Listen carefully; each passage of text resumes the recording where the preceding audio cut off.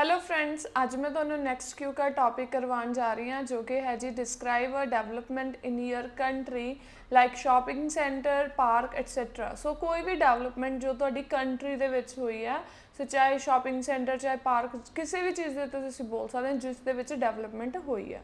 So what is the development, ਉਹ ਕਿਹੜੀ development ਹੈ, when you heard about it, ਤੁਸੀਂ ਕਦੋਂ ਸੁਣਿਆ ਇਸ ਡਿਵੈਲਪਮੈਂਟ ਦੇ ਬਾਰੇ। ਐਂਡ ਜਿਹੜਾ ਇਹਦਾ ਲਾਸਟ ਕੁਐਸਚਨ ਹੈ ਜੀ, ਇਸ ਦੇ ਵਿੱਚ ਤੁਸੀਂ ਦੱਸਣਾ ਹੈ how did it influence you, ਇਸਨੇ ਤੁਹਾਨੂੰ ਕਿੱਦਾਂ ਪ੍ਰਭਾਵਿਤ ਕੀਤਾ। ਸੋ ਫਸਟ ਆਫ ਆਲ ਆਪਾਂ ਵੋਕੈਬਵਰਡਸ ਕਵਰ ਕਰਦੇ ਹਾਂ। ਫਸਟ ਇਜ਼ ਕੁਆਇਟ, ਕੁਆਇਟ ਹੁੰਦਾ ਬਹੁਤ ਜ਼ਿਆਦਾ। ਐਡਮਿਨਿਸਟ੍ਰੇਸ਼ਨ ਵਰਡ ਆਪਾਂ ਯੂਜ਼ ਕੀਤਾ ਜੀ ਗਵਰਨਮੈਂਟ ਦੇ ਲਈ।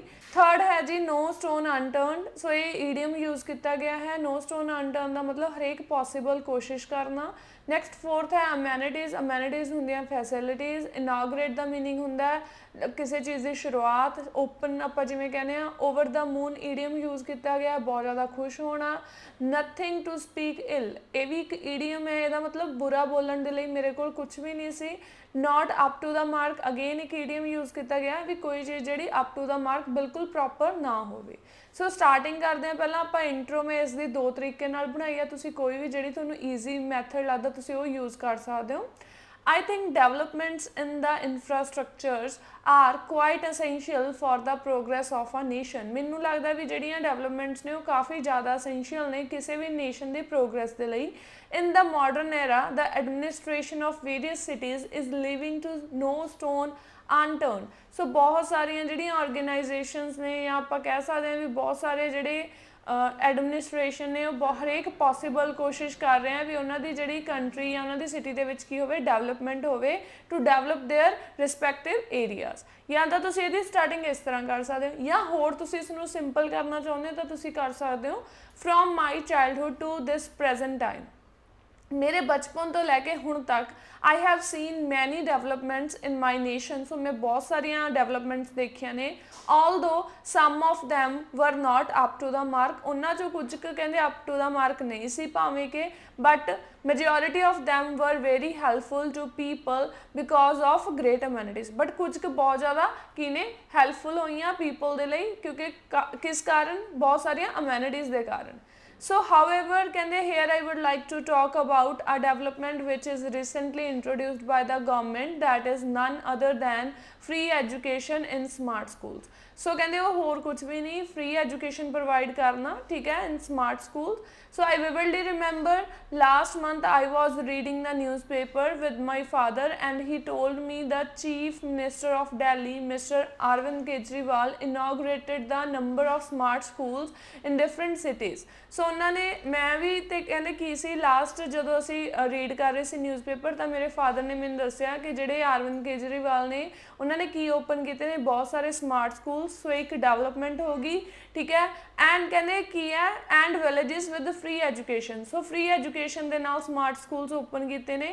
आई was over the moon after reading this news because due to wide range of fees structure it is not possible for poor families to give education to their children. भी उन्होंने provide करना, education provide करना बहुत ज़्यादा difficult हो जाता है fees structure ज़्यादा होने के कारण। When it comes to the question what I felt about that news, so जे कहते मैं भी ये बारे दसा भी मैं किदां दा फील किया। To be very honest I have nothing to speak ill about that। Even I can say that news is not only helpful for poor people but also improve the literacy rate of the country। सो मैनू कहते इस news नूं देख के कहते मेरे को कोई भी रीड करके इदां दा नहीं सी मैं कुछ भी बुरा बोला, क्योंकि ये ना तो सिर्फ कहते जोड़े पुअर पीपल ने वो की आ उन्होंने एजुकेशन मिलूगी, हेल्प होगी, प्लस जो लिटरेसी रेट आ वो भी की होगा, इंप्रूव होगा। So all in all this is a development that really influences me. So ये एक डेवलपमेंट सी जिसने मैनू काफ़ी ज़्यादा प्रभावित किया। सो सिंपल वे दे नाल तुसीं ये आंसर कर सकते हो। नैक्सट क्वेश्चन है जी, first question describe the development in your country in the past and the present era.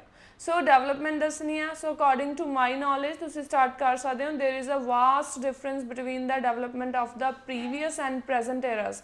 सो बहुत ज़्यादा डिफरेंस आ चुका है। If I talk about ancient time, जो मैं पुराने टाइम की गल करा, facilities like transportation and the internet was not available.